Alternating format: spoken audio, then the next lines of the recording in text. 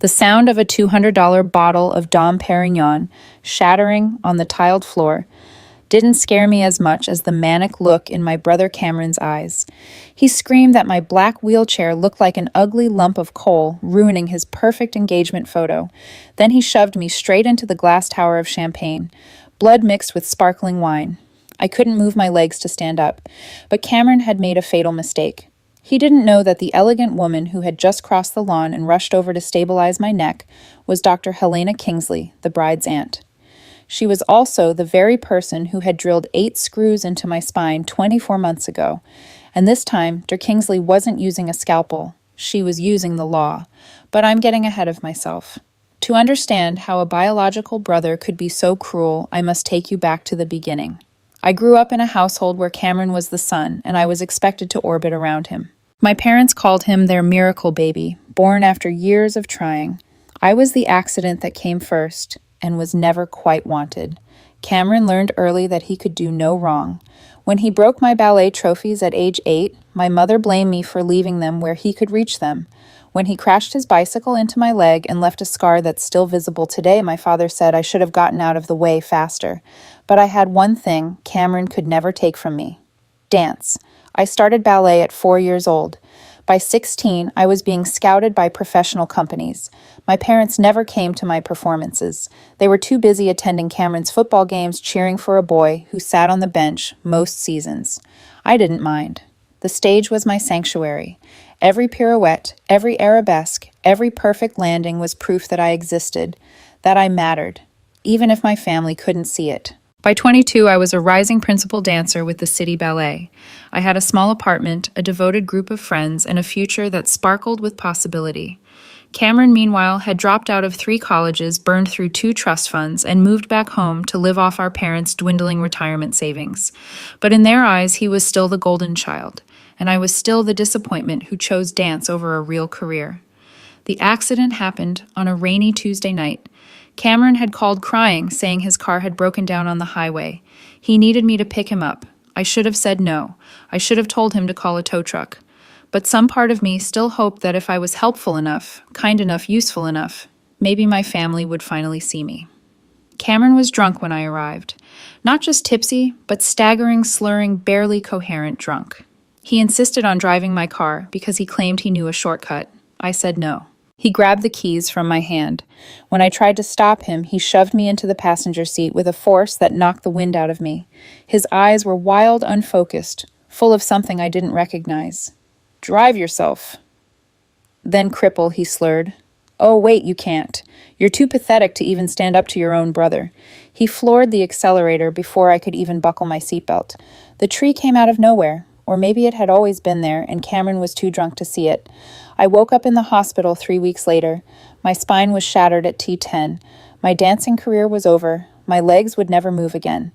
Cameron walked away with a scratch on his forehead and a story about how I had been the one driving. My parents believed him. Of course they did. They always believed him. For 2 years, I rebuilt myself from nothing. I learned to use a wheelchair. I found work as a freelance editor. I scraped together enough money to buy an ultralight carbon wheelchair worth $5,000, every penny from my disability payments, every birthday check from distant relatives, every dollar I could earn. This chair was my freedom, my independence, my ability to navigate the world without asking for help every 5 minutes. I thought the worst was behind me. Then Cameron got engaged. The invitation arrived in a cream envelope with gold lettering. Cameron and Jessica request the honor of your presence at their engagement celebration. I almost threw it away, but Jessica, Cameron's fiancée, had called me personally. She seemed sweet, genuine, nothing like the type of woman I expected Cameron to attract. She said she wanted me there. That family was important to her. I should have known better. The engagement party was held at Magnolia Springs Botanical Garden, a pastel fever dream of pink roses and cream lilies and gossamer ribbons. The mandatory dress code was spring pastels, baby pink or mint green, the invitation had specified. I complied by wearing a pale pink silk dress that I'd found on sale. The fabric draped nicely over my atrophied legs. I'd done my hair in soft waves, but my wheelchair was matte black, specialized equipment, medical necessity. Cameron noticed immediately. "What is that?" he hissed, stepping closer. His breath smelled like champagne and spite. "My wheelchair," I said slowly. "Cameron, you know I need it to move. That pitch-black chair looks like the Grim Reaper in the Garden of Eden." He leaned down so only I could hear. "You did this on purpose, didn't you? You couldn't just let me have one perfect day." I opened my mouth to respond, but he was already walking away. A few minutes later, he returned with a spare tablecloth. White. Pristine. "Cover this pile of junk up right now," he said, his voice low and dangerous. Before I could respond, he tried to drape the tablecloth over my legs, over the chair, as if I were a piece of furniture that didn't fit his aesthetic, as if I were something shameful that needed to be hidden away. For the first time in 2 years, I fought back. I grabbed the tablecloth and pushed it away. No, such a small word, such enormous consequences. Cameron's face went red, blotchy patches appearing on his neck and cheeks. He yanked the tablecloth back and stormed away. But not before I heard him mutter, "Ungrateful cripple." I just smiled. For the next hour, I watched from the periphery as Cameron worked the crowd. I saw him whisper to guests, watch them glance in my direction with expressions ranging from pity to suspicion. I knew what he was doing. He was controlling the narrative, telling people I had Munchausen syndrome, that I was faking for attention, that the accident wasn't nearly as bad as I made it out to be. He was using my tragedy to paint me as a liar. And the worst part? Some of them believed him. About an hour after the party started, a photographer appeared. "Family photos," Cameron announced, his voice cutting through the string quartet. I stayed where I was. Maybe if I remained still enough, small enough, he'd forget about me. No such luck. Cameron's eyes found me across the lawn. He gestured impatiently, his smile fixed and frozen. When I wheeled myself over, I saw what awaited me. A large, pink-ribboned banquet chair, the kind with a straight back and armrests.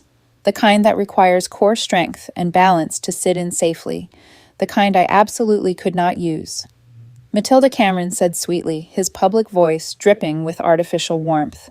"Move the wheelchair somewhere else. Sit on that chair. I want this photo to be uniform." Everyone was watching. The photographer had his camera up. Mom was making her "please don't cause a scene" face. Dad was staring at his shoes.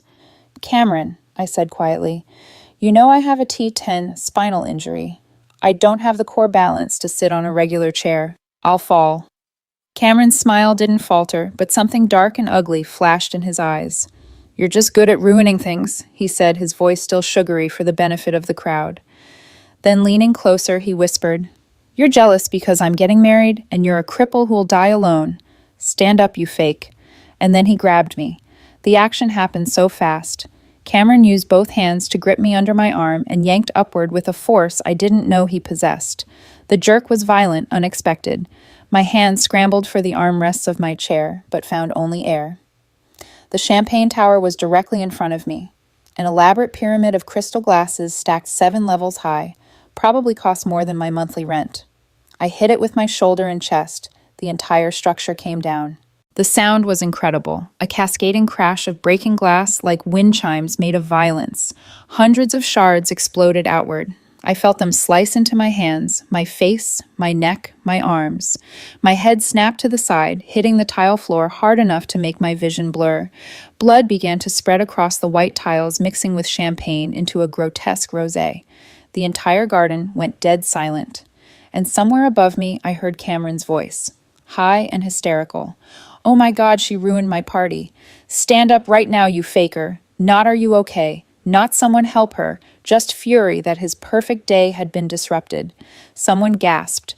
Several people started to move forward to help, but a voice cut through the chaos like a knife. "Stand still. Don't anyone touch her." The voice was female, authoritative, the kind of voice you obeyed without question. Through my blurred vision, I saw a woman drop her Gucci handbag onto the grass and push past a waiter. She knelt beside me in the puddle of wine and blood, not caring about her elegant cream-colored pantsuit. Her hands were gentle but firm as she placed them on either side of my head, stabilizing my neck. I knew that voice. Dr. Helena Kingsley, Jessica's aunt, the chief of neurosurgery at Mount Sinai Hospital, the woman who had saved my life 24 months ago. "Listen to me carefully," she said, her voice calm and professional. "Don't try to move. I'm going to hold you steady until the paramedics arrive." Dr. Kingsley looked up, her sharp gaze finding Jessica in the crowd. Call 911 immediately. Report a spinal injury and assault. Request police and an ambulance right now. Assault. Cameron's voice went shrill. What are you talking about? She fell. It was an accident. But Dr. Kingsley wasn't looking at Cameron. She was looking at me. Matilda Wells, she said softly. I know you. I'm going to take care of you. You're safe now. Cameron tried again. Aunt Helena, you're overreacting. She's faking it. She can walk. She's just acting to ruin my day. Dr. Kingsley's voice could have frozen nitrogen. Mr. Wells, she said loudly enough for everyone to hear. I am the one who personally drilled 8 pedicle screws into your sister's T10 and T11 vertebrae 24 months ago at Mount Sinai Hospital. I know the structure of her shattered bones better than she does herself. A collective intake of breath from the crowd. Do you want to debate medical knowledge with the chief of neurosurgery? Silence from Cameron. Blessed, beautiful silence. The confirmation from a top medical expert carried more weight than any of Cameron's lies ever could.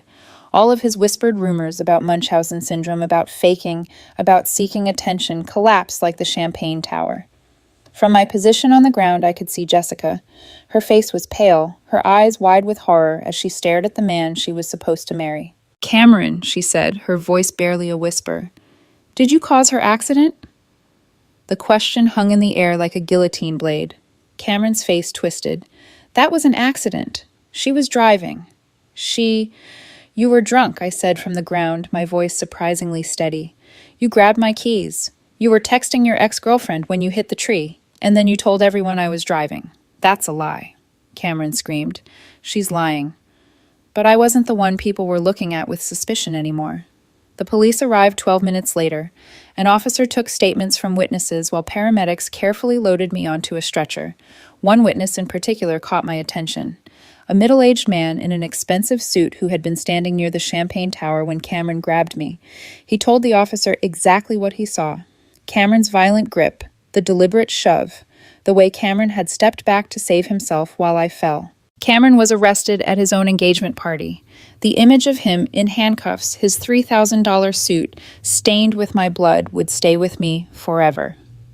Jessica broke off the engagement that same night. She visited me in the hospital, tears streaming down her face. I'm so sorry, she said. I had no idea. He told me you were jealous and unstable. He said you made up the accident story for attention. I believed him. I'm so sorry. I just smiled. The trial happened 6 months later. Cameron was charged with assault and battery causing bodily harm to a disabled person, an aggravating factor that added years to his potential sentence. My parents hired expensive lawyers. They tried to get the witness to change his story. They offered him money, threatened his business, even showed up at his home. But Lucas Chambers was a man of principle. He reported every attempt at witness tampering to the police. My parents were charged with obstruction of justice. Their retirement savings, already drained by Cameron's failures, were wiped out by legal fees. Cameron was sentenced to 8 years in prison. The judge called it one of the most callous acts of cruelty she had ever seen. My mother sobbed in the courtroom. My father refused to look at me. Cameron screamed that I had ruined his life, that I had always been jealous, that I would regret this. I just smiled. The night Cameron was sentenced, my phone exploded. 67 missed calls by morning.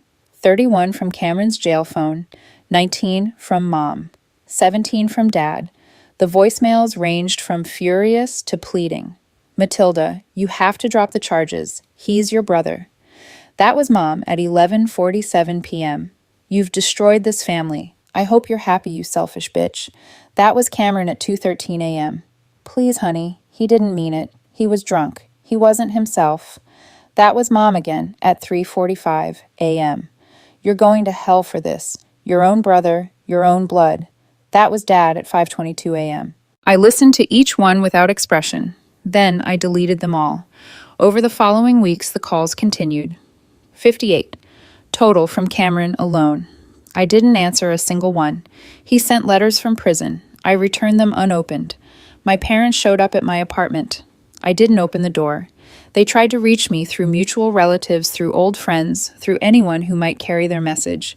But I had built new walls now, stronger than the ones they had torn down. Dr. Kingsley became something like family. She connected me with a research institute in Switzerland that was doing groundbreaking work on spinal cord injuries. She paid for my travel, my treatment, my rehabilitation. She didn't ask for anything in return. She just said that everyone deserves someone in their corner. In Switzerland, I met Marcus, a physical therapist with kind eyes and a quiet patience that reminded me of no one in my family. He didn't see a wheelchair. He saw me. We started dating 6 months into my treatment. We got engaged a year after that. I walked at my wedding. Not perfectly, not gracefully, but I walked. 20 steps down the aisle, supported by braces, and Marcus's steady arm tears streaming down my face. Dr. Kingsley was there, beaming from the front row. My parents were not invited. Cameron sent a letter from prison asking for forgiveness, saying he'd found God, saying he was a changed man. I didn't open it. I didn't need to. Some people spend their whole lives waiting for an apology that never comes. Others spend their whole lives giving apologies that are never accepted. I was done waiting. I was done giving. Cameron was released after 6 years for good behavior. I heard through distant relatives that he moved to a small town somewhere in the Midwest, got a job at a gas station, lived in a trailer park. My parents lost their house. They moved into a small apartment, their golden child's legal fees, having consumed everything they'd saved. They still call sometimes. I still don't answer. My phone buzzed last week. A text from an unknown number. It's Cameron. I know you won't answer. I just wanted you to know I'm sorry. I was a monster. You didn't deserve any of it. I hope you're happy. I read it twice. Then I deleted it. Not out of anger, not out of revenge, but because I had finally learned something my family never taught me. Some bridges aren't meant to be rebuilt. Some people aren't meant to be forgiven. And some silence is the only response that matters. I put down my phone and looked out the window at the Swiss Alps, at the snow-capped peaks that had witnessed my rebirth. Marcus was in the kitchen making breakfast. Our daughter was playing on the floor, her laughter filling the apartment like music. This was my family now. This was my life, and it was beautiful. Not because Cameron was suffering, not because my parents had lost everything, but because I had finally stopped carrying the weight of people who refused to love me. I had spent 22 years trying to earn my family's approval. 22 years of perfect grades, perfect performances, perfect behavior, none of it ever enough. Now I understood. It was never about what I did. It was about who they chose to see. And they had chosen not to see me. But I saw myself now. I saw the woman who had survived, who had rebuilt, who had found love and joy and purpose despite everything they had tried to take from her. The wheelchair still sat in the corner of our apartment, a reminder of where I'd been. But it no longer defined me. Nothing they had done defined me.